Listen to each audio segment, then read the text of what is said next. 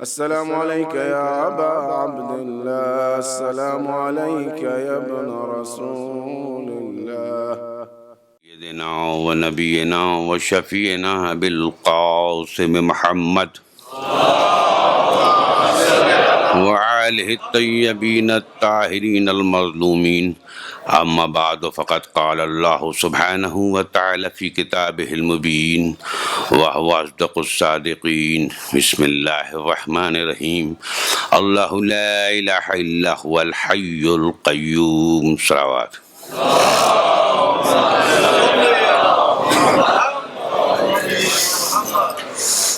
عزیزان گرامی، میں پوری کوشش کروں گا کہ کم سے کم وقت میں اس بیان کو اطمینان بخش بنا کر آپ کی زحمت کو ختم کیا جائے۔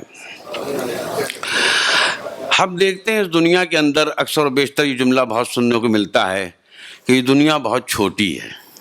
ابھی کچھ دن پہلے کسی صاحب سے ملاقات میں دبئی میں ہوئی تھی، یہاں پھر موقع ملا، کہیں دے کہ دنیا کتنی چھوٹی ہے۔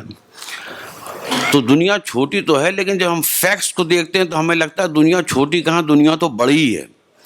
آپ دیکھیں 500 سال پہلے 3 کانٹیننٹس جو تھے وہ دنیا کے اندر نہیں تھے، جو اب ہو گئے ہیں۔ تو ایک لحاظ سے تو دنیا بڑی ہے، دنیا چھوٹی کہاں ہوتی ہے۔ در حقیقت دنیا نہ چھوٹی ہے نہ بڑی ہے، بلکہ دنیا انسانوں کے ایفرٹ سے ایک گلوبل ولیج بن گئی ہے۔ اور کیونکہ ولیج ایک چھوٹا ہوتا ہے اس لیے اس کو گلوبل ولیج کہا جا رہا ہے۔ گلوبل ولیج کیوں ہوئی ہے؟ کیونکہ اتنی زبردست جو ترقی ہوئی ہے، جو الیکٹرانک میڈیا ہے اور جو ٹرانسپورٹیشن سسٹمز اتنے سوفسٹیکیٹڈ ڈیولپ کیے گئے ہیں، اس کی وجہ سے بالکل یہ پوری دنیا ایسے ہی ہو گئی ہے جیسے ایک ولیج ہوتا ہے۔ ولیج میں کیا ہوتا ہے؟ حضور والا آپ نے بریک فاسٹ ایک محلے میں لیا، لنچ دوسرے محلے میں لیا، ڈنر تیسرے محلے میں لے لیا، رہے اسی گاؤں کے اندر۔ آج اس دنیا کے اندر یہی ہو رہا ہے۔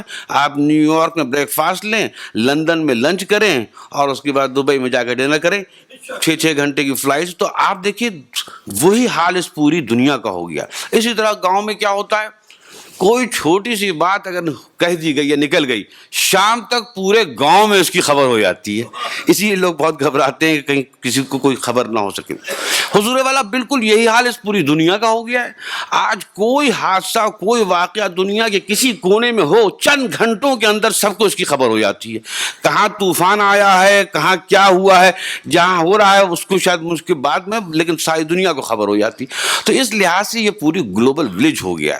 اب دیکھنا یہ ہے کہ گلوبل ولیج ہونے سے ہمیں فائدہ ہوا ہے یا نقصان۔ تو حضور والا اگر آپ غور کریں، یہ ایک عجیب چیز ہے کہ ہر چیز میں اللہ سبحانہ تعالیٰ نے فائدے و نقصان دونوں رکھے تاکہ چوائس تمہاری رہے۔ فائدے ہی بہت ہیں، اس میں شک نہیں کہ جتنی ترقی اس گلوبل ولیج ہو جانے کی وجہ سے ہوئی ہے، یہ جو کمیونیکیشن سسٹم اور یہ جو ٹرانسپورٹیشن سسٹم جو اتنا ایڈوانس ہوا ہے، اس ترقی کا اندازہ آپ نہیں کر سکتے۔ ایک سوشل سائنٹسٹ لکھتا ہے اور بہت صحیح لکھتا ہے کہ جتنی ترقی پچھلے 100 سال میں ہوئی ہے اتنی ترقی پچھلے 5000 ایئرس میں نہیں ہوئی۔ کیوں نہیں ہوئی؟ کیا آپ سمجھتے ہو اس زمانے میں کچھ معمولی لوگ پیدا ہوتے تھے، 100 سال میں بڑے زبردست لوگ پیدا ہوئے؟ نہیں حضور، ہمیں تو لگتا ہے پہلے زیادہ ذہین لوگ تھے۔ جتنے بڑے بڑے سائنٹسٹ اور فلاسفرس کے نام ہیں ان میں سے کوئی بھی اس صدی کا نہیں ہے، بلکہ سب پچھلے ہیں۔ تو کیا وجہ ہے؟ بات دراصل یہ ہے کہ یہاں یہ نہیں ہے کہ صاحب جب انٹیلیجنٹ لوگ تھے اور اب نہیں ہیں۔ بات یہ ہے کہ جو کوآرڈینیشن اور یہ جو مل کے کام کرنے کا جو سلسلہ اس صدی میں شروع ہوا ہے وہ پچھلے 5000 سال میں نہیں تھا۔ لہذا اس وجہ سے ترقی ہو رہی ہے کہ آج جاپان میں اگر کوئی ریسرچ ہوتی ہے تو اس سے فوراً ہی پورا فائدہ اٹھا لیتا ہے کوئی آدمی جو انڈیا میں رہ رہا ہو۔ لہذا دنیا کے جس حصے میں جو بھی ترقی ہوتی ہے سب اس میں شیئر کرتے ہیں اور مل کے ترقی بڑھتی چلی جا رہی ہے۔ تو اس میں کوئی شک نہیں کہ اس گلوبل ولیج ہونے سے فائدہ تو ہو گیا، لیکن حضور والا جہاں فائدہ ہے وہاں نقصان بھی ہو رہا ہے۔ اور وہ نقصان کیا کہ پہلے اگر ملک کے کسی دنیا کے کسی حصے میں کوئی برائی یا خرابی ہوتی تھی تو جہاں وہ نہیں ہوتی تھی وہ لوگ محفوظ رہتے تھے، مگر آج دنیا کے کسی حصے میں بھی کوئی خرابی، کوئی برائی، کچھ ہو رہا ہو تو حضور والا وہ ساری دنیا میں پھیل سکتی ہے۔ اسی لیے میں عرض کرتا ہوں کہ اکثر و بیشتر ہم اپنی تقریروں میں ویسٹ کو کہا کرتے تھے، ساری خرابیاں ویسٹ میں ہیں۔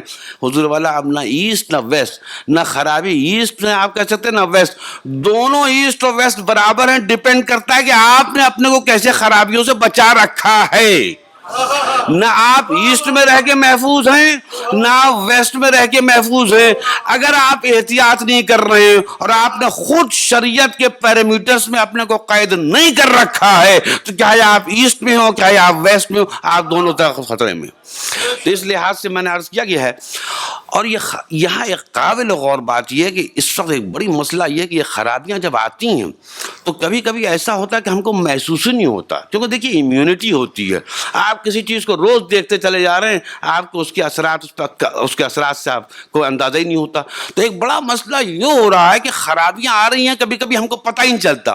اور یہ جب ہی ممکن ہے جب آپ پوری طریقے سے شریعت اسلام کو سمجھ کر اس کے پیرامیٹرز میں اپنے کو قید کر لیں, تب تو آپ کو محسوس ہوگا اگر کوئی بھی چینج آئے گا, کوئی بھی خرابی آئے گی. اور اگر آپ نے ایسا نہیں کیا تو حضور والا آتی رہیں گی خرابیاں, آپ کو پتہ ہی نہیں چلے گا. میں آپ کو اس کا تھوڑا سا ایک اندازہ کرتا ہوں. دیکھیے 50 سال پہلے میں اور اب میں کتنا فرق ہو گیا ہمیں پتہ ہی نہ چلتا اگر اکبر الہ آبادی کا ایک شعر میری نظر سے نہ گزرا ہوتا. آپ دیکھیے 50 سال میں کتنا فرق آ گیا. اکبر الہ آبادی جو بہت ہی زبردست شاعر تھے, وہ اپنے شعر میں لکھتے ہیں اور ذکر کرتے ہیں, کہتے ہیں بے پردہ کل جو آئیں نظر چند بیبیاں. اکبر الہ آبادی کو چند بیبیاں بے پردہ نظر آ گئی تھیں. بے پردہ کل جو آئیں نظر چند بیبیاں, اکبر زمین میں غیرت قومی سے گڑ گیا. اب میں عرض کرتا ہوں کتنا فرق ہو گیا. 50 سال پہلے چند بیویاں اکبر الہ آبادی کو نظر آئی تھی تو کہہ رہے ہیں مجھے اتنی شرم آئی کہ زمین میں گڑ جاؤں. میں سوچتا ہوں اگر آج اکبر الہ آبادی ہوتی تو ان کا تو ہارٹ فیل ہو جاتا, کیونکہ وہاں چند بیویاں نظر آئی تھیں بے پردہ, چند بیویاں نظر آئیں گی با پردہ. تو کیا کہتے ہیں, بے پردہ کل جو آئیں نظر چند بیویاں, اکبر زمین میں غیرت قومی سے گڑ گیا. پوچھا جو ان سے آپ کا پردہ وہ کیا ہوا, کہنے لگی کہ عقل پہ مردوں کے پڑ گیا. اور یہ حقیقت ہے, عورتیں ہمیشہ سچ بولتی ہیں, گو لگاتی الزام لیکن سچ کہہ رہی ہیں کہ اگر یہ جو بے پردگی آپ کو نظر آ رہی ہے اس کے ذمہ دار ہم نہیں بلکہ مرد ہیں. تو آپ دیکھیے اس وقت کا کیا حال تھا. اسی طرح آج آپ دیکھیے بہت سی چیزیں جو ہیں اس کو کوئی محسوس بھی نہیں کرتا, کوئی خاص نہیں ہے. یہی اکبر آبادی ان کا بیٹا لندن گیا تھا اور ظاہر سی وہاں کا جو انوائرمنٹ اس میں کھو گیا, تو اس کو بھی خط لکھتے ہیں کہ پہنچے ہوٹل تو پھر عید کی پرواہ نہ رہی, کیک کا چک کے سوئیوں کا مزہ بھول گئے, موم کی پتلیوں پر ایسی طبیعت پگھلی, چمن ہند کی پریوں کی ادا بھول گئے. تو آپ نے دیکھا اکبر الہ آبادی کے ان 2 شعروں سے اندازہ ہو رہا ہے کہ زمانہ اتنا بدل گیا کہ ہمیں اندازہ ہی نہیں ہوا. تو بہرحال یہ زمانہ ہے. آج میں بہت ہی اختصار کے ساتھ اپنے یوتھس کو ایڈریس کرنا چاہتا ہوں اور یہ اپنے جو ہمارے ان کے جو پروٹیکٹرز ان سے, کہ دیکھیے یہ زمانہ بڑا خطرناک ہے. لہذا اس زمانے میں سب سے پہلے تو پوری پرابلم کو ڈائگنوز کیا جائے ہے کیا. اس پوری دنیا کا میں ایک تھوڑا سا انالیسس کرتا ہوں اور اس کے بعد آپ کی زحمت کو ختم کروں گا. اس پوری دنیا میں تقریباً 7.25 بلین لوگ ہیں. ان 7.25 بلین کو ہم 3 گروپ میں تقسیم کر دیتے ہیں. پہلا گروپ وہ جس میں ان لوگوں کو رکھیے جو دین کے قائل ہی نہیں ہیں, جو اللہ کے وجود کا انکار کرتے ہیں, ان کی نظر میں دین کی کوئی اہمیت نہیں ہے, دین کی کوئی ضرورت نہیں ہے اور وہ خدا کے منکر ہیں. ایک گروپ میں آپ ان کو رکھ لیجئے. دوسرے گروپ میں آپ جو اس وقت دنیا میں میجر ریلیجنز ان کو رکھ لیجئے. تقریباً 9 میجر ریلیجنز جو ریکگنائز ہیں, جن کے فالوورز کی تعداد کافی ہے, اس کو آپ ایک گروپ میں رکھ لیجئے. اور تیسرے گروپ میں آپ اپنے کو یعنی مسلمان بچوں کو رکھ لیجئے. اب دیکھیں کہ ہم کو کس سے خطرہ ہے. حضور والا اگر میں آپ کو بتاؤں غور سے کیجئے تو یہ دوسرا گروپ جس میں 9 میجر ریلیجنز ہے, پہلے ہم کو ان سے ہو سکتا ہے خطرہ رہتا ہو, لیکن میں عرض کرتا ہوں ہمیں بالکل خطرہ اس بات کا نہیں ہے کہ ہمارا کوئی بچہ یہودی ہو جائے گا یا کوئی کرسچن ہو جائے گا یا کسی اور مذہب میں چلا جائے. ہمیں کوئی خطرہ نہیں ہے. یہ خطرہ ان لوگوں کو ضرور ہے جو اس گروپ میں ہے کہ ہمارا بچہ مسلمان نہ ہو جائے, کیونکہ مسلمان بڑی تیزی سے بڑھ رہے ہیں. لیکن ہمیں یہ کوئی خطرہ نہیں ہے کہ ہمارا بچہ جو ہے وہ یہودی ہو جائے گا یا کرسچن ہو جائے گا یا ہندو ہو جائے گا, ہمیں کوئی خطرہ نہیں. لیکن حضور والا ہمیں یہ بہت سخت خطرہ ہے کہ ہمارا بچہ کہیں فرسٹ گروپ میں یعنی لا مذہب نہ ہو جائے. آج سب سے بڑا خطرہ جو ہم کو ہے وہ یہ کہ ہمارا بچہ لا مذہب نہ ہو جائے. اور اس کے لا مذہب ہونے کے لیے خطرہ کیوں ہے؟ بڑا زبردست اٹریکشن ہے. اور وہ کیا, اس پہلی گروپ کے اندر جو لوگ رہ رہے ہیں وہ ہیں کون؟ وہ دنیا کے ورلڈ کے ٹاپ سائنٹسٹ ہیں, انٹلیکچوئلس ہیں, وہ سارے لوگ ہیں جو بظاہر دنیا کو چلا رہے ہیں. اب حضور والا بظاہر جب آپ دیکھ رہے ہیں دنیا آپ اور انہیں نے سارا انوائرمنٹ کریٹ کر رکھا ہے، ہر چیز ان کے ہاتھ میں. آپ یونیورسٹی میں کسی یونیورسٹی میں جائیے، چاہے آپ آکسفورڈ میں جائیے یا کیمبرج میں جائیے یا ہارورڈ میں جائیے یا ہندوستان کی کسی یونیورسٹی میں جائیے، آپ علی گڑھ مسلم یونیورسٹی میں چلے جائیے، حضور والا پڑھائے سب سبجیکٹ جیسے بھی جا رہے ہیں، پورا انوائرمنٹ انہی کا کریٹ کیا ہوا ہے. تو اب آپ دیکھیے، گھر سے نکلے، یونیورسٹی میں گئے، جہاں بھی گئے، یہی انوائرمنٹ ہے جس میں کہ باقاعدہ منہ سے تو نہیں کہا جا رہا ہے لیکن پورے پڑھانے کا طریقہ ایسا ہے کہ یہ پوری کائنات خود سے بن گئی ہے، اس کائنات کا کوئی خدا نہیں ہے. تو آپ نے دیکھا یہ طبقہ بڑا خطرناک ہے، اور مشکل کیا ہے کہ اتنا اٹریکٹیو ہے کہ ہمیں ڈر یہ لگتا ہے کہ ہمارا بیٹا اس اٹریکشن میں نہ جائے. وہ دیکھتا نوبل laureate ہے، اتنا بڑا پروفیسر ہے، ہزاروں کتابیں لکھی ہیں، کتنے اس نے آپریشنز کیے، اس کی دنیا میں کیا قیمت ہے. جب اس کو دیکھتا ہے اور اس سے متاثر ہو جاتا ہے تو انکانشیسلی اسی کے راستے پہ چلنے لگتا ہے، اور پتہ بھی نہیں چلتا کہ کس طرح اس کو مذہب سے نکل کے دور چلا گیا. تو اس لیے ہمارے لیے سب سے بڑا خطرہ ہے، اسپیشلی ان ملکوں میں جو لوگ رہ رہے ہیں جو ترقی میں بڑی تیزی سے آگے جا رہے ہیں، کہ ان میں اگر آپ کا بچہ ان لوگوں سے متاثر ہو گیا تو بڑا خطرہ یہ ہے کہ آپ کو پتہ بھی نہیں چلے گا اور اس کے دل سے محبت اور جو اسلام کی عقیدت سے چلی جائے. تو اب کیا کیا جائے؟ اس کے لیے ضروری یہ ہے، اور اسی لیے یہ مجالس ہیں، اسی لیے یہ بہت بڑا احسان ہے امام حسین کا ہم سب کے اوپر کہ اتنے لوگوں کو اکٹھا کرنا آسان نہیں تھا. آپ کو ہم کسی طرح ہی بلاتے، سب نہ آتے. آج یہ جو بے چین ہو کر بچے، جوان، بوڑھے، عورتیں سب آ رہی ہیں، یہ امام حسین کی اس قربانی کا صدقہ ہے کہ اتنے لوگ جمع ہو گئے ہیں اور سننے کے لیے تیار ہو گئے اور ہمیں کچھ کہنے کے لیے موقع مل رہا ہے. تو حضور والا، آپ اگر ان شخصیتوں، ان ہستیوں سے کنیکٹ ہو گئے تو آپ اس گروہ سے متاثر نہیں ہوں گے. اور میں آپ کو اس کی ایک مثال پیش کرتا ہوں. کون؟ علامہ اقبال. حضور والا، علامہ اقبال تو اس وقت جب یورپ نے زیادہ ترقی نہیں کی تھی، اس وقت ان کی ساری زندگی تقریباً یورپ میں گزری، جرمنی سے پی ایچ ڈی کیا. لیکن وہ کیا کہتے ہیں؟ وہ بھی تو متاثر ہو سکتے تھے، لیکن کیا کہتے ہیں؟ خیرہ نہ کر سکا مجھے دانش جلوہ فرنگ. بڑی عجیب بات کہی ہے، اس کو غور سے جو بچے اردو نہ جانتے ہوں. خیرہ کسے کہتے ہیں؟ ایک دم سے اگر روشنی بہت اس کی انٹینسٹی بڑھائی جائے تو آنکھیں جو ہیں چندیا جاتی ہیں، ایک دم سے لگتا ہے، تو اس کو کہتے ہیں خیرہ. تو کہتے ہیں خیرہ نہ کر سکا مجھے دانش جلوہ فرنگ. تھا تو ویسٹرن اسکالرشپ بڑا زبردست متاثر کرنے والا، لیکن مجھے متاثر نہیں کر سکا. اے نوجوانوں سنو، کیوں نہیں متاثر کر سکا؟ بتا رہے میں، سرما ہے میری آنکھ کا خاک مدینہ و نجف. بتا گئے خیرہ نہ کر سکا مجھے دانش جلوہ فرنگ، کیوں؟ سرما ہے میری آنکھ کا خاک مدینہ و نجف. ارے میں نے ان ہستیوں کو دیکھا ہے، ان کی عظمت، ان کا تعارف ہے. اب ان کو دیکھنے کے بعد البرٹ آئنسٹائن اور نیوٹن مجھے متاثر نہیں کر سکتے. ان کے کارناموں کو اپریشیٹ کروں گا لیکن متاثر نہیں ہوں گا. صلوات پڑھیں محمد علی محمد.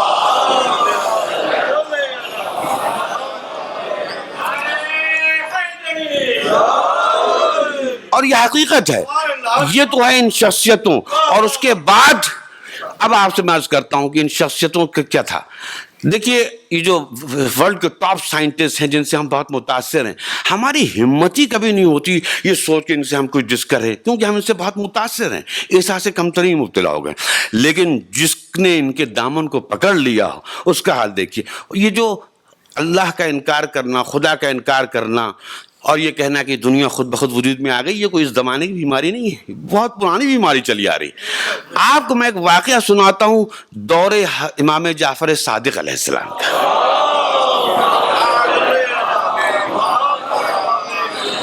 اور اس سے آپ کو اندازہ ہو جائے گا کہ دیکھیے، امام کا دامن پکڑنے سے اگر آپ نے پکڑ لیا تو آپ دنیا کے کسی بھی انوائرمنٹ میں جائیں، آپ کسی سے متاثر نہیں ہوں گے. چنانچہ کہتے ہیں کہ اس زمانے میں ایک بہت ہی بڑا جید عالم، بہت قابل آدمی آیا اور وہ خدا کی وجود کے خلاف دلائل جمع کر کے نوجوانوں کو بہکا رہا تھا. چنانچہ اس وقت جو خلیفہ وقت ان کو خبر ہوئی، انہوں نے کہا یہ تو بڑا خطرہ ہو رہا ہے، لوگوں کا ایمان چلا گیا ہوگا، ایمان چلی گیا تو ہو سکتا ہے اور بہت کچھ چیزیں چلی جائیں. چنانچہ کیا ہوا؟ جب مشکل پڑتی تو کہاں جاتے تھے؟ اسی در کے اوپر. چنانچہ ہمارے چھٹے امام کے در پہ آتے، کہتے ہیں بہت ہی خطرناک اور بہت ہی لرنر آدمی آ گیا ہے جو لوگوں کو گمراہ کر رہا ہے اور کہہ رہا ہے دنیا خود بخود وجود میں آئی ہے، ہمیں خطرہ ہے کہ ہمارے نوجوانوں پر اثر نہ ہو جائے. کیا ہو سکتا ہے کہ آپ تشریف لائیں اور ہم ایک ڈبیٹ اور ایک وہ وہ کریں اور آپ اس کو ذلیل و رسوا کر کے واپس بھیج دیں. آپ نے کہا مجھے جانے کی ضرورت نہیں, میرا شاگرد چلا جائے گا. اللہ اکبر. اب دیکھیے آپ, یہ ہے امام کا جو دامن پکڑتا ہے تو اس کے لیے پھر کوئی چیز نہیں رہتی. چنانچہ ان کا بہت اچھی بات ہے, پورا اعلان کیا گیا اور بتایا گیا کہ ایک بہت بڑا ڈیبیٹ ہونے جا رہا ہے. یہ ڈیبیٹس آج کل بھی ہوتے ہیں, آپ نے دیکھا ہوگا بلیورس اینڈ نان بلیورس کا آپ نے ٹی وی پہ دیکھا ہوگا. لیکن دیکھیے یہ یونیک ڈیبیٹ آپ کو کہیں نظر نہیں آئے گا, کیونکہ امام کی سرپرستی میں تھا. امام نے کچھ سمجھا کے بھیجا تھا. کیا ہوا, ڈیبیٹ کا انتظام کیا گیا, کہا گیا ڈیبیٹ ہوگا. فرض کیجئے کہا گیا کہ 10 بجے سب لوگ آ جائیں. ہزاروں لوگ جمع ہوئے کہ آخر یہ شخص جو دلیل پہ دلیل نکال کے دے رہا ہے خدا کے وجود کے خلاف, اس کو کیسے خاموش کیا جائے گا. ایک بڑا مجمع ہوا, پروگرام تھا 10 بجے. اب اس کے بعد کیا ہوا, وہ آدمی آیا اور بہت کانفیڈنس سے بیٹھا تھا, نہ جانے کون سی دلیلیں لے کے آیا تھا. ہوا کیا, جو صاحب جن کو آنا تھا 10 بجے 10:30 بجے 11 بج گئے اور وہ صاحب نہیں آئے. اب وہ اور خوش ہوا کہ میں کہہ رہا تھا مجھ سے کوئی مقابلہ نہیں کر سکتا, لہذا دیکھ لو. اور ادھر وہ خلیفہ جو سے وہ شرمندہ کہ یہ کیا ہوا. تھوڑی دیر میں دیکھا کہ وہ صاحب ٹہلتے ہوئے تشریف لا رہے ہیں. جیسے ہی وہ آئے انہوں نے کہا بھائی معاف کیجیے گا میں دیر ہو گئی مجھے, لیکن میں وقت کی رسپیکٹ کرتا ہوں, معذرت کرتا ہوں, ایک عجیب مجبوری ہو گئی تھی اس لیے دیر ہو گئی. کیا مجبوری ہوئی؟ کہہ رہے ہیں بھائی ایسا ہے کہ میرے گھر کے سامنے ایک ریور ہے, عام طور سے ریورس میں بوٹس ہوتی ہیں, ہم چلے آتے ہیں اس سے. آج جب میں نکلا تو وہاں کوئی بوٹ ہی نہیں تھی اور مجھے کوئی تیرنا نہیں آتا. لیکن اللہ کا کرم کیا ہوا, میں نے دیکھا ایک دم سے کچھ تختے لکڑی کے جمع ہوئے اور ان تختوں سے پوری ایک کشتی بن گئی. اب کشتی بن گئی مگر مجھے کشتی چلانا بھی تو نہیں آتی تھی. تو پھر میں نے دیکھا, تھوڑی دیر میں نے اور انتظار کیا, یہ تمام کچھ ہڈیاں جمع ہوئی, اس کے اوپر گوشت جمع ہوا, ایک دم سے ایک آدمی بن گیا. پھر مجھے لے کے آ گیا. ابھی اس نے بات ختم ہی نہیں کی تھی کہ وہ جو لرنڈ اسکالر صاحب آئے تھے, کہنے تم نے کس سے میرا مقابلہ کرنے کے لیے بلایا؟ یہ پاگل آدمی جو اس طرح کی حماقت والی باتیں کر رہا ہے اس سے میں کیا بحث کروں. بس ابھی اس نے جملہ کیا ہی تھا, کہا بالکل صحیح آپ کہہ رہے, میں تو پاگل ہوں, لیکن ذرا مجھے بتائیے اس پاگل کے متعلق آپ کی کیا رائے ہے کہ اس کو یہ تو پاگل پن لگ رہا ہے کہ یہ کشتی خود بخود کیسے وجود میں آ گئی اور یہ ہڈیاں جڑی اور خود بخود انسان کیسے وجود میں آ گیا, اور مجھ سے بحث کرنے آیا کہ یہ پوری کائنات خود سے وجود میں آ گئی ہے. صلوات پڑھیں محمد علیہ.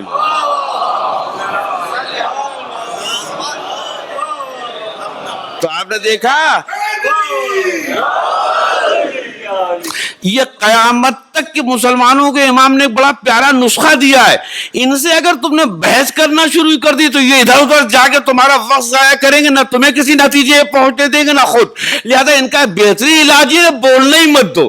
کتنے شاندار طریقے سے اس نے کہا کہ آپ مجھے پاگل صرف اسی لیے تو کہہ رہے ہیں کہ میں نے کہا یہ تختے خود اکٹھا ہو گئے اور پھر ایک کشتی خود سے بن گئی اور ہڈیاں اکٹھا ہو گئی اور ایک آدمی خود سے بن گیا. آپ اسی بات پہ تو مجھے پاگل کہہ رہے ہیں. تو ذرا اس پاگل پن کا بھی تو مجھے بتائیے کہ جب آپ کو ایک کشتی خود سے وجود آنے پر آپ ایک آدمی کو پاگل کر رہے ہیں تو آپ یہ بحث کیسے کرنے جا رہے ہیں کہ پوری کائنات خود سے وجود میں آئی ہے اور یہ سارے انسان خود وجود میں ہیں. یہی انداز حضرت ابراہیم کا تھا. ان سے کبھی بحث لمبی کی تو یہ ان کے فیور میں جائے گی. حضرت ابراہیم نمرود کہتا میں ہوں خدا. قرآن مجید نے پورا واقعہ بیان کیا. ان کا خدا, میرا خدا تو مارتا ہے اور جلاتا ہے. دیکھیے جہاں ذرا بحث کا موقع ملا یہ آگے بڑھ کہہ رہے مارتا ہے جلاتا تو کون سا کارنامہ, یہ کام مارنا تو میں بھی کر سکتا ہوں. ایک وہ شخص جس کو سزائے موت دی گئی تھی اس کو چھوڑ دیا. ایک بیچارہ بغیر کسی جرم کے ایک آدمی کا اسے قتل کر دیا. کہتے کوئی مرنے والا تھا اسے میں نے جلا دیا, اور یہ زندہ رہنے والا تھا اسے میں نے مار دیا. حضرت ابراہیم نے کوئی ایکسپلینیشن یہ نہیں کہ بیٹھ کے اس کو کہتے یہ غلط, فوراً کہا میرا خدا تو مشرق سے سورج نکالتا ہے مغرب میں ڈبوتا ہے, تو مارے سے نکال کے مشرق میں ڈبو دے. صلوات پڑھیں محمد والے محمد. یعنی کیا ہوا, انداز یہی بتایا جا رہا ہے کہ ان لوگوں سے بحث و مباحثہ مت کرو کیونکہ ان کے پاس کچھ ہے ہی نہیں ہے تو پاگل پن کی بات کریں گے. تو بہرحال میں نے آپ سے عرض کیا, اور خاص کر کے میں اپنے نوجوانوں سے کہہ رہا ہوں کہ جس طریقے سے یہ آدمی آیا تھا بہت لرنڈ لگ رہا تھا. اب اگر امام کے علاوہ کوئی اور آتا تو اس کی سمجھ بھی نہیں آتا کہ اسے ٹیکل کیسے کریں. بحث شروع ہوتی اور اپنے عالمانہ انداز سے لمبی لمبی باتیں کرتا, یہ مروب ہو جاتے اور لگتا یہ کہ یہ ہار گیا وہ جیت گیا.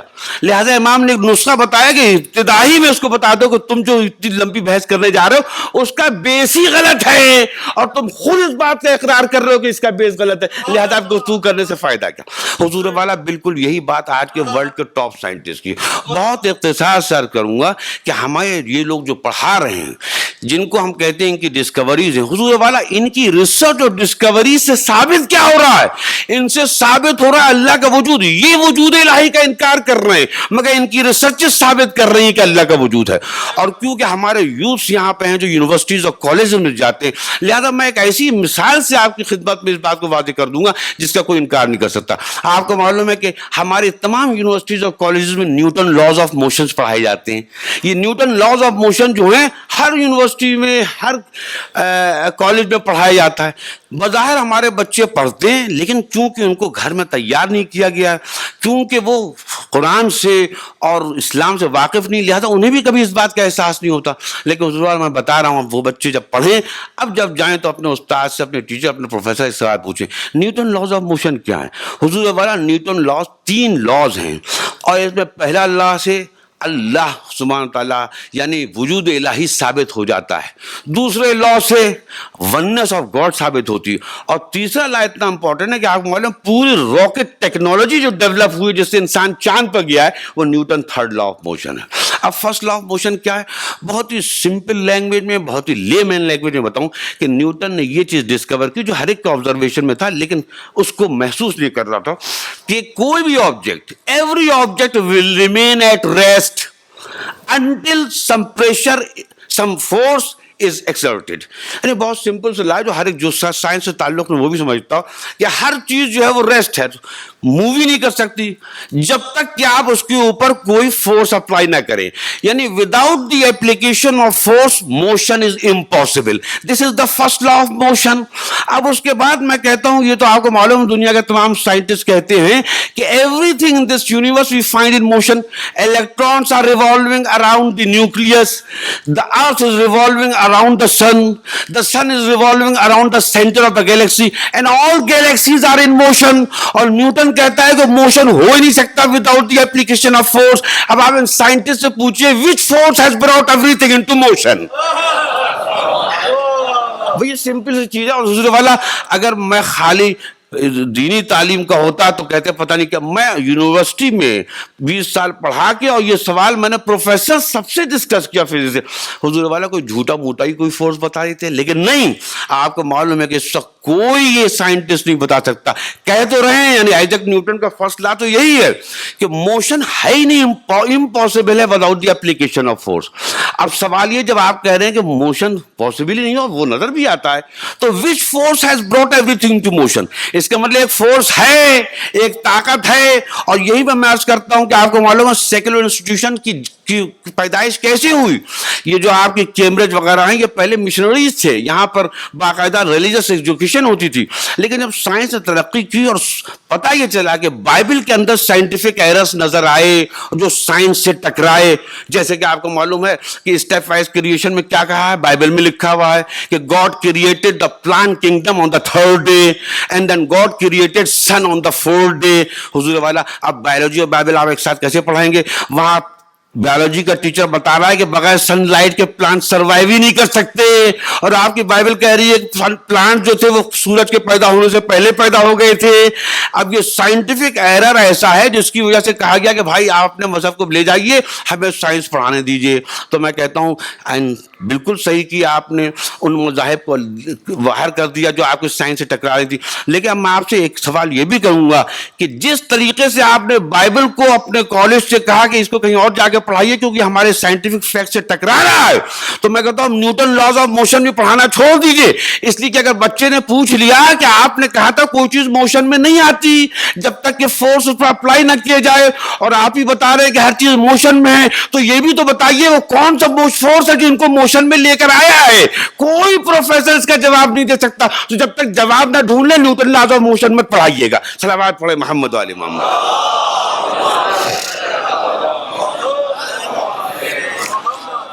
تو وہی تو جواب دیجیے آپ، یا تو کوئی جھوٹا ہی جواب دے، لیکن نہیں پوری سائنس خاموش ہے، کبھی ادھر متوجہ نہیں کیا. اور ہمارے بچے ہیں کیونکہ ان کو پوری چیز کا احساس ہے وہ سوال بھی نہیں کرتے. اچھا دوسرا لا جو آگے وہ کہتا ہے کہ کوئی چیز اگر موشن میں ہے، وہی میں آپ کو لینگویج بتاؤں گا، ہمارے بچے سب پڑھتے ہیں ان کو پورا لا معلوم ہوگا کہ اگر کوئی چیز موشن میں ہے اسٹریٹ لائن میں تو اس وقت تک وہ موشن میں رہے گی جب تک کوئی فورس اس کے موشن کو انٹرپٹ نہ کرے. دیکھیے یہ چیز جو ہے یہ سیکنڈ لا آف موشن بھی بہت امپورٹنٹ ہے لیکن تھوڑا سمجھنے میں مشکل ہوتی ہے. سیکنڈ لا کیا کہہ رہا ہے؟ یہ پہلے لا سے ثابت ہوا ہے ایگزسٹنس آف گاڈ اور اب دوسرے سے ثابت ہو رہا ہے وننس آف گاڈ. کیا وہ کہتا ہے کہ اگر فرض کیجیے آپ ویکیوم کریٹ کر دیں جس میں کوئی اپوزیشن نہ ہو اور آپ ایک بال پھینکیں تو وہ ہمیشہ چلتی رہے گی, کبھی نہیں رکے گی ان پرنسپل. وہ کہتا ہے ہوتا کیا ہے کہ آپ جب کوئی چیز پھینکتے ہیں تو تھوڑی دور چلتی ہے اور اس کے بعد جا کے رک جاتی ہے. وہ اس لیے رک جاتی ہے کہ بہت سے فورسز جو ہے اپوزیشن میں, ہم نے بال پھینکی, ہماری طاقت تو بال کو کچھ دیر چلنے دیا لیکن بعد میں magnetic field, gravitational force, frictional force, یہ سارے فورسز جب میرے خلاف آئے تو وہاں میری طاقت ختم ہو گئی اور وہ بال گر گئی. اللہ اکبر. اس سے دیکھیے آپ کتنی خوبصورتی سے انہی کی ریسرچ سے فائدہ ہوتا ہے. وہ کیا یہ کہہ رہے ہیں زمین کی تقریباً عمر 4 بلین سال ہے. حضور والا 4 بلین سال سے زمین سورج کے گرد چکر لگا رہی ہے ایک کانسٹنٹ اسپیڈ سے جس میں ذرا بھی فرق نہیں آیا. الیکٹرون جو ہیں وہ باقاعدہ نیوکلیس کا چکر لگا رہے ہیں اور ان کے چکر لگانے میں ان کی اسپیڈ میں کوئی فرق نہیں آیا. جتنی چیزیں جو رفتار چل رہی ہیں یہ خود ہی بتاتے ہیں ان کی رفتار میں کوئی فرق نہیں آیا. میں کہتا ہوں آپ ذرا غور کرو, میں نے جب بال پھینکی تھی تو اس کی رفتار میں فوراً تھوڑی دیر بعد فرق آ گیا کیونکہ there were a lot of opposing forces, gravitational force, frictional force.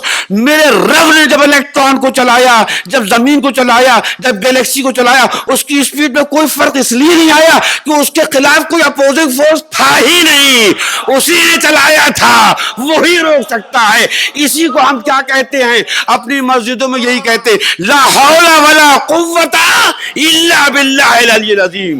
جس نے چلایا ہے وہی روک سکتا ہے. لہذا 4 بلین سال سے گواہی دے رہا ہے الیکٹران کہ جس اسپیڈ میں مجھے چلایا گیا تھا کوئی دوسرا خدا نہیں تھا, کوئی دوسری طاقت نہیں تھی جو مجھے روکتا. اسی طریقے سے زمین, تکبیر, نعرہ رسالت, نعرہ حیدری. تو حضور والا آپ مجھے بتائیے, آپ یہ جو بڑے بڑے پروفیسرز نظر آ رہے ہیں اور اس کے بعد آپ پڑھ کے ان سے متاثر ہو رہے ہیں, آپ ان سے کیوں متاثر ہو رہے ہیں؟ ان کی تحقیقات تو خود ثابت کر رہی ہے کہ تم اپنے ان ہائپوتھیسس کو اور اپنی ان تھیوریز کو پیش ہی نہیں کر سکتے پوری فارم میں جب تک کہ تم اللہ کے وجود کے قائل نہ ہو جاؤ. تو میں اس کہتا ہوں کہ جس طریقے سے سیکولر انسٹیٹیوشن کو قائم کیا تھا اس بنیاد پہ کہ بائبل اور بایولوجی ٹکرا رہی ہے, اب اس وقت تک یونیورسٹیز میں لاز آف موشن نہیں پڑھانا چاہیے جب تک کہ یہ پوچھ نہ لیا جائے کہ توحید پڑھ کے آئے یا نہیں پڑھ کے آئے. صلوات پڑھیں محمد علیہ محمد. بہت ہی اختصار کے ساتھ عرض کروں کیونکہ میں نے عرض کیا کہ ہمارے بچے یونیورسٹی اور کالجز میں جا رہے ہیں, کیونکہ ان کی توجہ نہیں, اس لیے دکھا رہا ہوں کہ آپ نے اسی طرح سائنس کے اندر, کیمسٹری کے اندر پیریوڈک ٹیبل پڑھی ہوگی. پیریوڈک ٹیبل جو ہے وہ بیک بون ہے, یعنی ہر لیبورٹری میں آپ کو لٹکی نظر آتی. لیکن اسلامی لحاظ سے میں کہتا ہوں ہر مدرسے کے اندر پیریوڈک ٹیبل ہونی چاہیے. پیریوڈک ٹیبل ہے کیا؟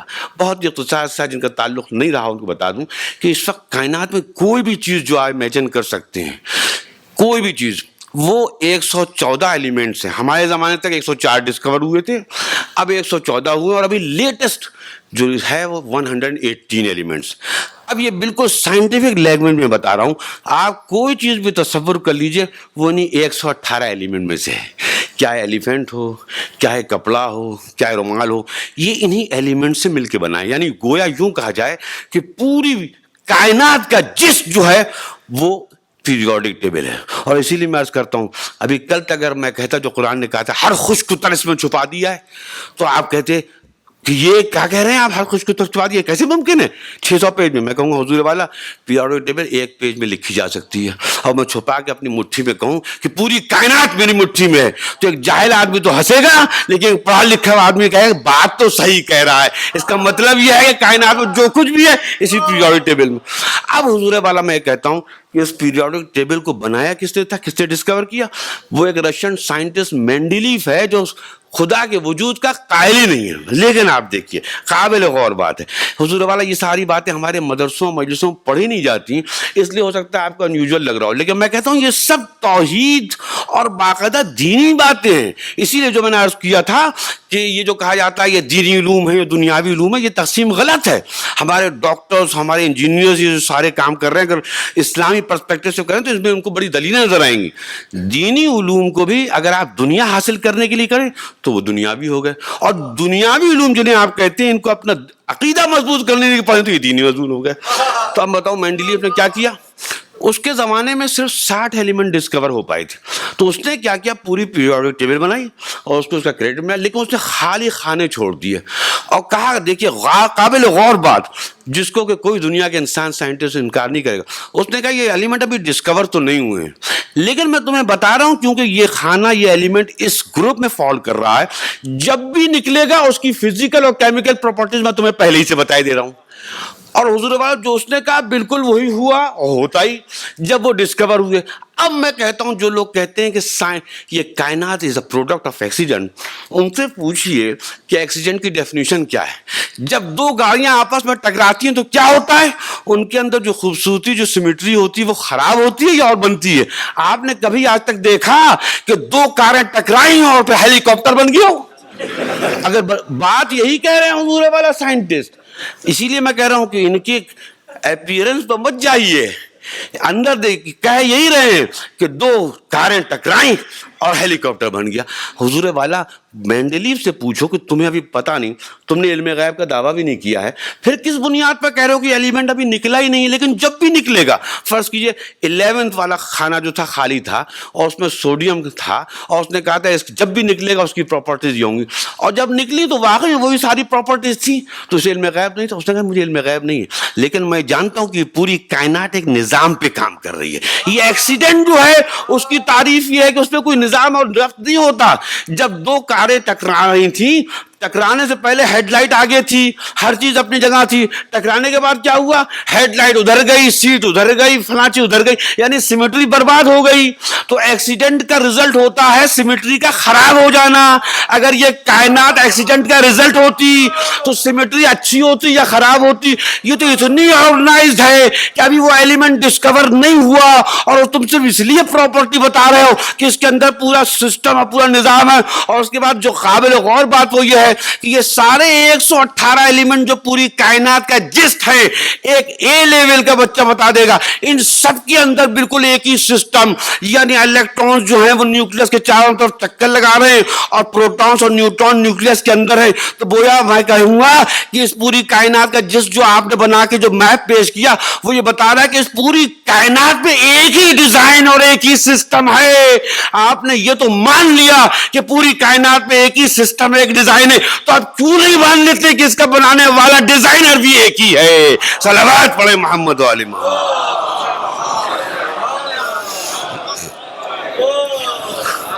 تو یعنی پیریوڈک ٹیبل ایک بہت بڑا ثبوت ہے کہ اس کائنات کا کریٹر واحد اللہ شریک ہے. یہی ہم کہتے ہیں لا الہ الا اللہ. جسٹ آف پیریوڈک ٹیبل بھی یہ کہ لا الہ الا اللہ. اس پوری میں کہتا ہوں یہ کام تو مسلمان کو کرنا چاہیے تھا. اتنی بڑی دلیل ہے کہ میں نے آپ کو عرض کیا پوری یونیورس میں سورج چاند جہاں بھی کوئی بھی ایلیمنٹ ملے گا ان سب کو انہوں نے پورے اس چارٹ میں بنا دیا اور کہا دس از یور یونیورس. اور اس پوری پیریوڈک ٹیبل جو بتا رہی ہے ایک ہی سسٹم ہے، انٹریکشن کا وہی سسٹم. یہی ہم کیمسٹری میں پڑھاتے ہیں کہ دیکھیے یہ ایسا میں تفصیل سے آپ سنیں تو آپ کو لطف آئے گا، لیکن اس وقت کی گنجائش نہیں دیتا. تو میں نے کہا جب یہ پیریوڈک ٹیبل سے پتہ چل گیا کہ اس کے اندر پورا ایک ہی سسٹم ہے تو اس کا مطلب اس کا ڈیزائنر بھی ایک ہے، اس کو بنانے والا بھی ایک ہے. اور حضور والا اسی طرح سائنس کے اور بہت چیزیں میں نے اسی لیے کوشش کی تھی، یہ کتاب لکھی اور اس کا ٹائٹل ہی دیکھ لیجیے میں نے کیا رکھا، سیئنگ دا انویزیبل گاڈ انویزیبل نیچر. یعنی اللہ کو تو تم نہیں دیکھ سکتے لیکن اس کی کریشن سے اس کو تم دیکھ سکتے ہو. جیسے امیر المومنین علی ابن ابی طالب علیہ السلام کے پاس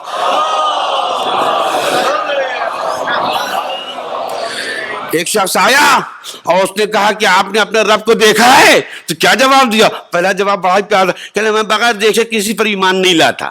اللہ اکبر. لیکن آپ کو کیا معلوم؟ پھر خود ہی کہا کہ میں نے اس کو ان آنکھوں سے نہیں بلکہ دل کی بصیرت اور نگاہوں سے اس کو دیکھا ہے. تو آپ نے دیکھا کہ اگر آج ہم اپنی یونیورسٹیز اور کالجز کے اندر باقاعدہ سائنس کو اس طریقے سے پڑھاتے تو یہ معرفت الہی کا سمندر ہوتا اور معرفت الہی بڑھتی، اور وہ ساری چیزیں جو ہم مسجدوں میں کر رہے تھے، تسبیح پڑھ رہے تھے، وہ تسبیح پریکٹیکل ہم کو یہاں نظر آتی. لیکن مصیبت اور مشکل کیا ہوئی کہ ان لوگوں کے ہاتھوں سے اس کو اس طریقے سے پڑھایا جا رہا ہے اور اتنی ڈسٹارٹیڈ فارم ہے کہ پتہ ہے. اور یہ اس کا بھی ماضی مثال ملتی ہے. آپ کو معلوم ہے سامری، آج سائنٹسٹ اس دنیا کے ساتھ وہی سلوک کر رہے ہیں جو سامری نے کیا تھا. آپ کو معلوم ہے کیا ہوا؟ جب حضرت موسیٰ گئے تو ایک بچڑا تھا، اس نے پتہ نہیں کیا کیا، ابھی تو کہہ رہا ہوں پتہ نہیں کیا، لیکن مفسرین نے بتایا کہ پتہ نہیں کیا کیا تھا اس نے. وہ بولنے لگا، لوگ اس کی پرستش کرنے لگے. بعد میں جب حضرت موسیٰ نے پوچھا تو نے کیا کیا تھا، تو بعد میں مفسرین نے بتایا کہ جبریل امین گزرے تھے، اس نے اس خاک کو جو ان کے قدموں کی چیز بچڑے میں ڈال دیا، اس خاک کا اثر تھا یہ بچڑا بولنے لگا. تو حضور والا کیا ہوا؟ یعنی اللہ کی قدرت کو استعمال کر کے اس نے اللہ ہی کے خلاف استعمال کر لیا. بالکل آج وہی سامری والا کام تو ہم دنیا میں ہو رہا ہے کہ یہ جتنی سبجیکٹس پڑھائے جا رہے ہیں ان تمام سبجیکٹس میں سورس سے اللہ کی معرفت کو حاصل کرنا اور اللہ تک پہنچنا. لیکن انہی سائنس کے سبجیکٹ سے مرعوب ہو کے ہم جو لوگ اس کو ڈسکور کرتے ہیں ان کو تو سلوٹ کرنے لگتے ہیں، لیکن معرفت کے درجے سے یہ نہیں پہنچتے کہ ہم اس تک پہنچ جائیں. اور میں کہتا ہوں یہی سب سے بڑی کمزوری ہے، یہی سب سے بڑی چیز ہے. امیر المومنین نے ہر قدم سنا. دیکھیے جس وقت آپ کو معلوم ہے جنگ جب آپ کرتے تھے اور جب کسی کو شہید کرتے تھے تو کیا ہوتا؟ نعرہ تکبیر بلند کرتے تھے. یعنی یہ اللہ اکبر تھا ان کا انداز تھا کہ دیکھو میں نے قتل کیا ہے، خدا کی قسم میرے ذہن کے کسی گوشے میں یہ نہیں ہے کہ میرے بازوں کی طاقت تھی، یہ اس کی عطا تھی جو میں اس پر غالب آ گیا، لہذا اللہ اکبر کا نعرہ لگاؤں گا، علی اکبر کا نعرہ نہیں لگے گا. تو آپ نے دیکھا کہ اماموں کی کیا تعلیم تھی کہ ہر چیز سے تم نتیجہ نکالو اور محسوس کرو کہ اس کی قدرت کتنی. تو آج اگر ان سائنسی سبجیکٹ کو اسی طریقے سے پڑھایا جائے تو اللہ اکبر، یہی ہمارے اماموں کی تعلیمات تھی اور انہی تعلیمات کو انہوں نے عام کیا. اور میں سمجھتا ہوں کہ اگر ہم کوشش کریں اور اماموں کی ان تعلیمات کو اپنی زندگی میں پائیں کریں تو میں سمجھتا ہوں سب سے پہلی چیز یہ ہے کہ آپ دیکھیے سب سے بڑی فضیلت یہ ہم اتنے بڑے امام کے ماننے والے ہیں، وہ امام جس نے پوری دنیا میں پہلی بار نعرہ لگایا اور اس کا کسی نے نعرہ نہیں لگایا، سلونی سلونی، پوچھ لو جو مجھ سے پوچھنا ہو. حضور والا آج ان کے ماننے والوں کو چاہیے تھا کہ وہ سب سے آگے ہوتے اور اس کے بعد دنیا سے کہہ رہے ہوتے کہ جو پوچھنا ہو پوچھ لو. میں دیکھتا ہوں کہ اس وقت دنیا میں اپنے بیان کو ختم کر رہا ہوں کہ نوبل لاریٹس میں مجھے کوئی ایسا نظر نہیں آتا.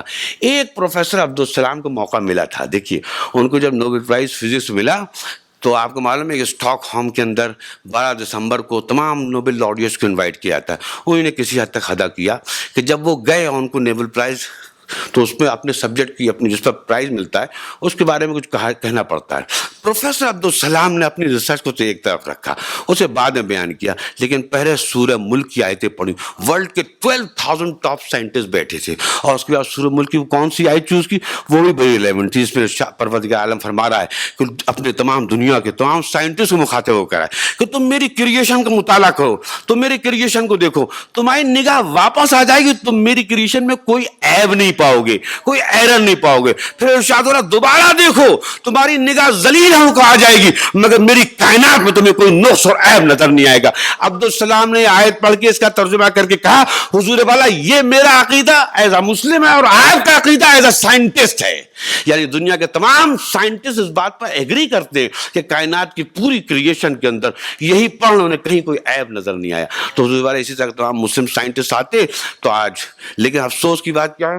افسوس کی بات یہ ہے کہ اس عشر محرم کا جو قیام ہوا ہے وہ کیا ہوا ہے؟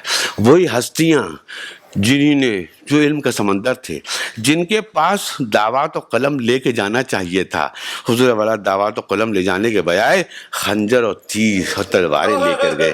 ارباب اعضاء، آج جن دو بچوں کا تذکرہ آپ کی خدمت میں کرنا ہے، اللہ اکبر، آپ تو سب نہیں کر سکتے. میں دیکھتا ہوں میں جب بھی کسی شہید کا مصائب پڑھتا ہوں مجھے کچھ چیز عدل نظر آتی ہے. وہ کیا؟ میں دیکھ رہا ہوں رات 9 محرم کی رات کو ہر بیوی اپنے اس بچے کو لیے بیٹھی ہے جس کو کل قربان ہونا ہے. لیکن میں وہاں ایک خاص فرق دیکھ رہا ہوں کہ ہر بیوی جو ام فروا ہیں تو وہ قاسم کی بلائیں لے رہی ہیں، بار بار اسے دیکھے جا رہی ہیں. تصور میں یہ ہے کہ آج دیکھ لوں دل بھر کے کیونکہ کل دیکھنے کا موقع نہیں ملے گا. مگر اسی خیمے میں مجھے ایک ماں ایسی نظر آ رہی ہے جس کا نام زینب ہے، اور وہاں مجھے یہ نظر نہیں آ رہا کہ وہ انو محمد کو بیٹھ کے اس کے چہروں کو دیکھ رہی ہو کہ کل یہ 2 پھول مجھ سے غائب ہو چلے جائیں گے. نہیں، وہاں مجھے ایک عجیب منظر نظر آ رہا ہے اور وہ یہ کہ ماں بیٹھی ہوئی اپنے بچوں کو کری، دیکھو بیٹا کل تمہیں جہاد کرنا ہے، اپنے ماں باپ کا نام پورا کرنا ہے، اگر تم واپس آ گئے تو میں تمہیں معاف نہیں کروں گی۔ ارباب اعظم یہی وجہ تھی کہ میں نے دیکھا کہ جب اون و محمد آئے ہیں امام حسین کے پاس اجازت لینے کے لیے تو آپ نے جو اجازت تو دی، لیکن ایک خاص انداز مجھے یہ آیا کہ بہت زیادہ انکار بھی نہیں کر سکے، کیونکہ خیمے پر زینب کھڑی ہوئی تھی، معلوم تھا کہ میری بہن نے یہ بھیجا ہے، میں اب زیادہ اقرار نہیں کر سکتا۔ بس کیا ہوا، عزاداران حسین اون و محمد کو گھوڑے پہ چڑھایا، لیکن بھائیوں کو یاد تھا کہ رات کو ماں نے کیا کہا تھا کہ بیٹا تمہیں واپس نہیں آنا ہے، تمہیں اپنی جان کو قربان کرنا ہے اللہ کی راہ میں۔ تو راوی لکھتا ہے ان دونوں نے جب جہاد کرنے گئے تو ایک عجیب منظر مجھے یہ نظر آیا کہ چھوٹے چھوٹے بچے بڑھ بڑھ کے دشمنوں کو قتل بھی کرتے تھے، لیکن ساتھ ساتھ دونوں ایک دوسروں کو دیکھتے جاتے تھے، گویا اون محمد سے بتا رہا ہے اون تمہیں یاد ہے ماں نے رات کو کیا کہا تھا، محمد اون کو بتا رہا ہے کہ تمہیں معلوم ماں نے رات کو کیا کہا تھا۔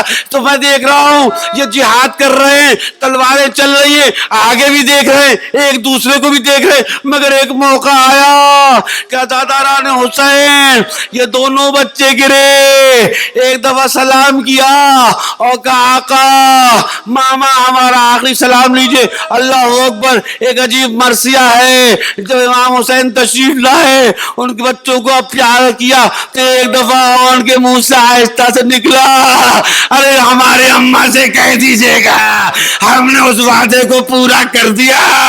امام نے کہا بے شک، لیکن ارباب اعظم ابھی مصائب ختم نہیں ہوئے۔ آپ کو معلوم ہے کہ جب بھی کوئی شہید ہوا اور خیمے میں اس کی لاش گئی تو صابرہ تو سب عورتیں تھیں مگر بڑھ کر لپٹ جاتی تھیں۔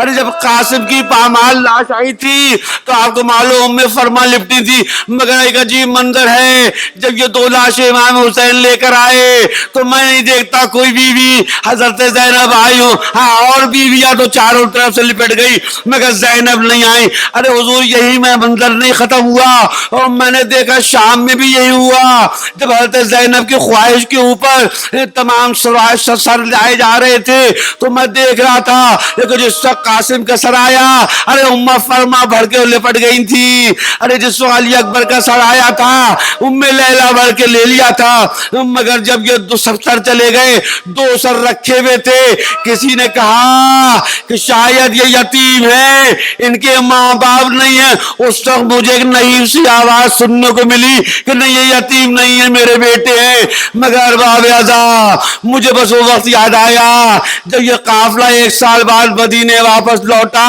اور زینب اس حال میں اپنے گھر میں آئی کہ عبداللہ پہچان نہیں پائے، کہا ضعیفہ تم کون ہو، اور مگر جب پہچانا اور دروازہ کھولا تو راوی لکھتا ہے جب گھر کے اندر گئی دو مسلے پڑے نظر آئے، ایک اون کا مسلح تھا ایک محمد کا مسلح تھا۔ راوی کہتا یہ پہلی بار تھی زینب ان مسلوں پہ گر گئی، یا اون محمد یا اون محمد۔